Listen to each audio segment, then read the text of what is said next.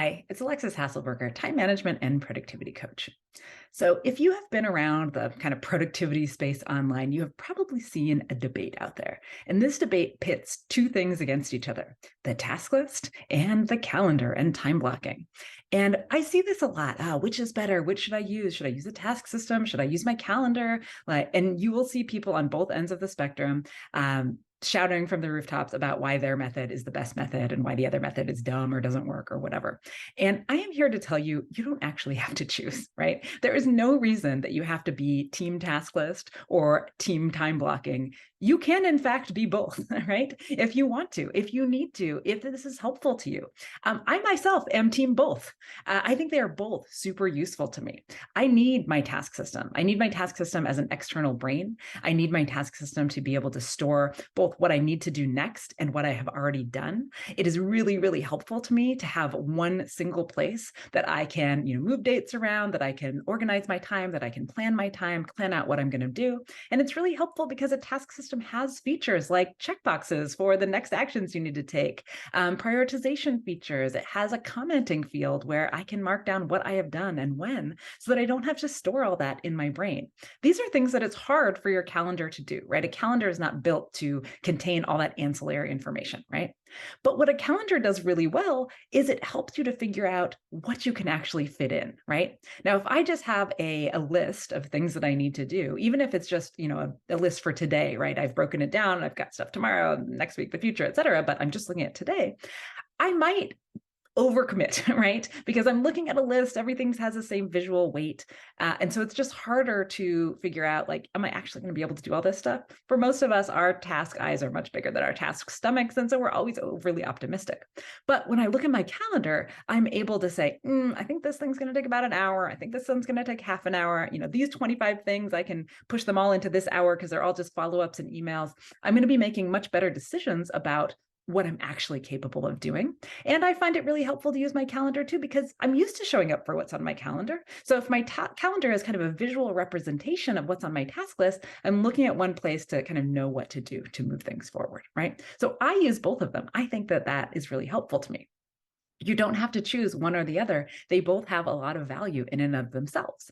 So that's why I just think this is kind of a false debate. And I think it's a little funny that people get so wound up about, which way is better, because you can use both.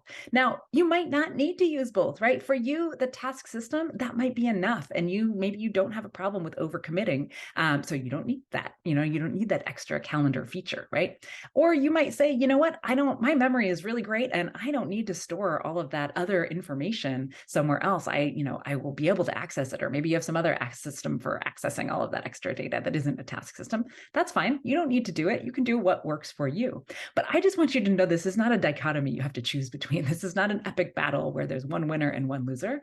You can use both or one. Whatever works for you will work just fine. You just want to kind of explore and feel things out, right? If you're finding yourself getting overly committed on things, then you might say, time blocking might be something that would help me, right? And if you're not experiencing that, then maybe this is overkill. And I bet you might be thinking here too, like, she's using time blocking, she's using her task list. Like, this sounds like an awful lot of overhead. How much time is she spending on these tools versus like just getting the stuff done, right? And I think you might be surprised to know that it's not actually that much time.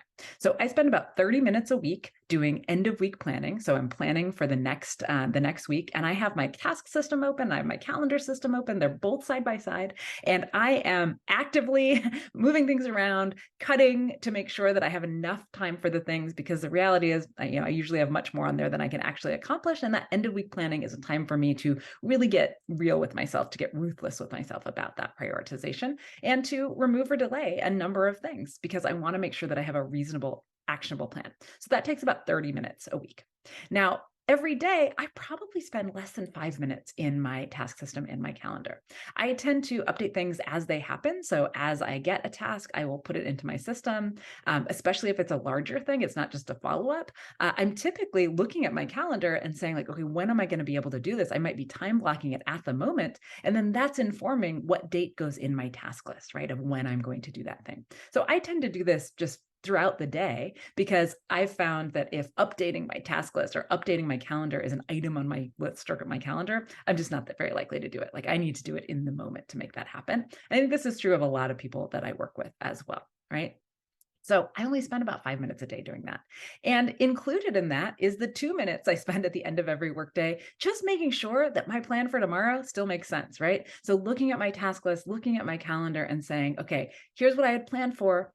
Has anything changed? Usually, yes, right?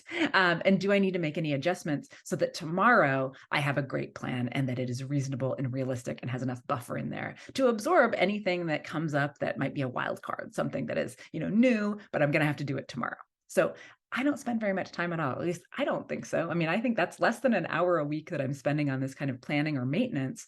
And I would argue that I save probably 20 hours a week by doing this. And so this is what I want you to know. Like with most things in life, it's not an either or. This can be a yes and.